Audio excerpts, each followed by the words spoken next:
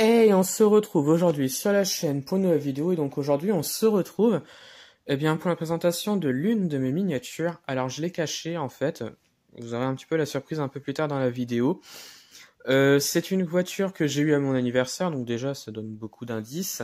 C'est une voiture que j'ai eue à mon anniversaire, j'ai fait une vidéo il y a pas longtemps hein, sur cette voiture-là, juste pour la présenter parce que c'est une voiture que je trouve magnifique. C'est du no ref comme on peut le voir, elle est à l'échelle 1,43 et donc la voiture, c'est celle-ci. Il s'agit de la Volkswagen Coccinelle 1200 en version Ebmüller. C'est une voiture qui date de 1949, comme vous devez le savoir. Donc c'est une coccinelle en version cabriolet en version 2+2, donc c'est-à-dire 2 places de base avec 2 places supplémentaires, mais les 2 places supplémentaires, il fallait vraiment être petit pour y monter. Voilà pourquoi c'est une 2+2.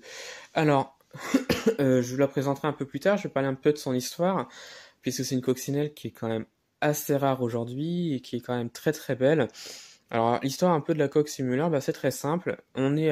Pour remettre dans le contexte, on est après la Seconde Guerre mondiale. Ivan Hearst, donc c'est un major, je crois un truc comme ça, un major anglais si je me trompe pas. Ivan Hearst donc relance la marque Volkswagen puisque son usine a été bombardée pendant la guerre et donc il relance un petit peu la marque. En 1948, Heinrich Nordhoff donc devient directeur de Volkswagen et de là, il veut une voiture de sport qui soit basée sur la coccinelle. Et c'est ce qu'il va faire. Et c'est ce qu'il va faire donc à la demande du directeur. Ebmüller, donc un carrossier allemand, et Karmann construiraient des Volkswagen cabriolets avec autant de pièces de la type 1, donc de la coccinelle. Donc ils auront des châssis, des moteurs, des panneaux carrosserie, etc., etc.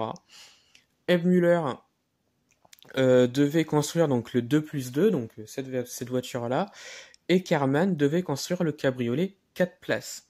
Je vais vous mettre une photo du cabriolet Karmann, mais il faut savoir également que Ebmüller a également fait une coccinelle 4 places, que je mettrai également en photo, qui était totalement différente, puisque le cabriolet 4 places Ebmüller, c'était un véhicule de police, si je ne me trompe pas, et les portières, ce n'étaient pas des portières classiques, c'était des portières en toile, donc il n'avait rien à voir avec les cabriolets de base et le cabriolet Karmann.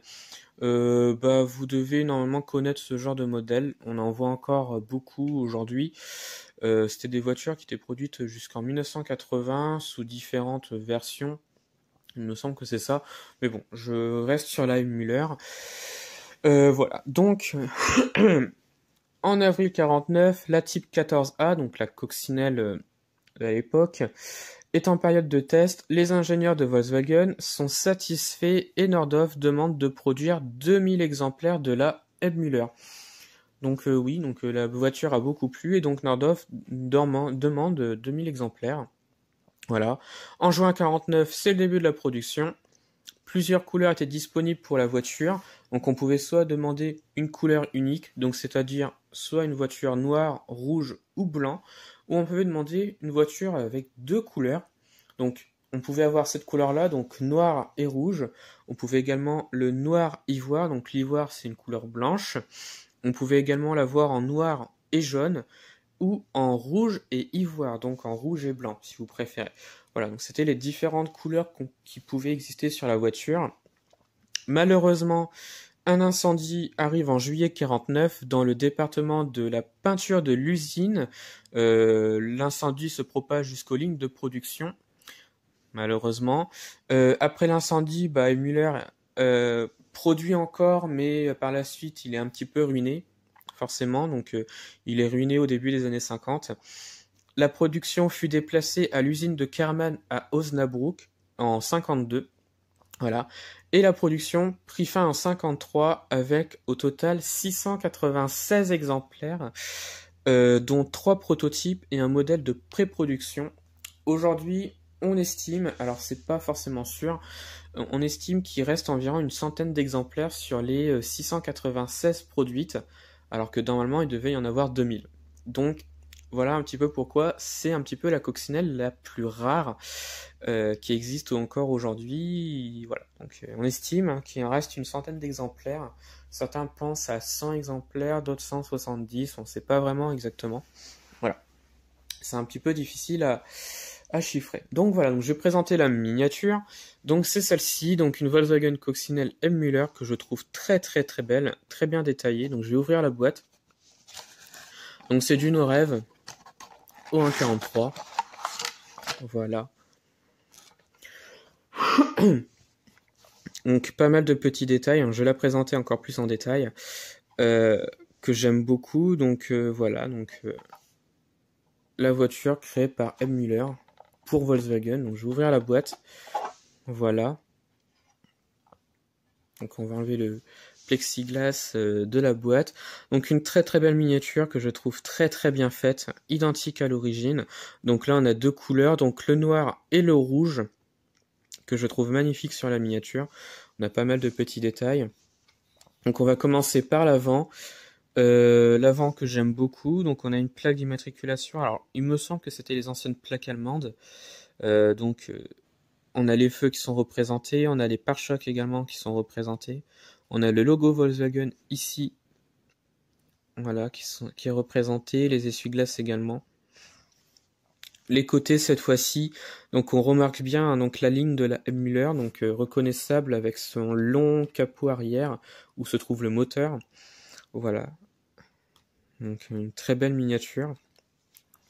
L'intérieur qui est assez bien détaillé, donc on peut voir donc la version 2+2, donc les deux places assises à l'avant et une banquette à l'arrière, mais je ne pense pas qu'il y avait beaucoup de monde qui montait à l'arrière parce que c'est quand même très peu spacieux. Je pense que c'était plutôt pour des bagages parce qu'il n'y avait pas forcément de coffre. À l'avant, il y avait forcément la roue de secours et quelques autres trucs, voilà. L'arrière, donc on avait le moteur qui était ici, forcément, c'était une coccinelle. Ensuite, donc à l'arrière, donc on a pas mal de petits détails. Alors, c'est assez difficile parce qu'elle est quand même assez sombre, elle est quand même noire. Donc on voit pas forcément plein de choses. On a les feux qui sont représentés, donc voilà, on voit bien l'ancien look des coccinelles. Le troisième phare était juste au-dessus de la plaque d'immatriculation. Voilà. Ouais, pas mal de petits détails. On a le pare-choc qui est représenté. Alors le pare-choc, j'ai pas l'impression qu'il tienne beaucoup. Il tient pas du tout même. Voilà. Et l'autre côté, donc pas mal de petits détails, les enjoliveurs, enfin au niveau des roues, donc on peut voir que c'est bien fait. On a pas mal de petits détails également. Voilà. Donc voilà mon cadeau d'anniversaire que j'ai eu il y a 2 jours, parce que je suis né le 22 juillet. Donc j'aime beaucoup, voilà, que je trouve très très bien faite. Alors, j'en voulais une. En vrai, j'en voulais une parce que une coccinelle M. Müller, c'est quand même assez rare et c'est quand même très mythique. Donc c'est pour ça que je l'avais demandé. Je l'avais demandé au 1.18, mais bon, je l'ai au 1.43, on peut pas tout avoir. Mais c'est comme ça, mais elle est belle quand même. Donc voilà, je la remets dans la boîte pour pas l'abîmer. Donc c'est du No-Rêve, donc je suis quand même assez content parce que No-Rêve c'est quand même un bon fabricant. Voilà. Je vous montre la boîte également, qui je trouve est très bien faite également. C'est pas grand chose, mais il y a quand même pas mal de petits détails.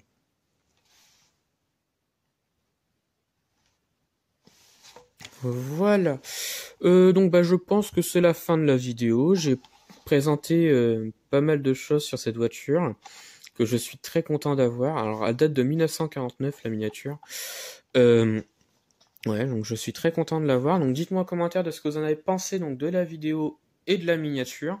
Et puis retrouvez-moi sur la chaîne pour d'autres vidéos et retrouvez-moi sur Instagram et Facebook le compte Petite Voiture.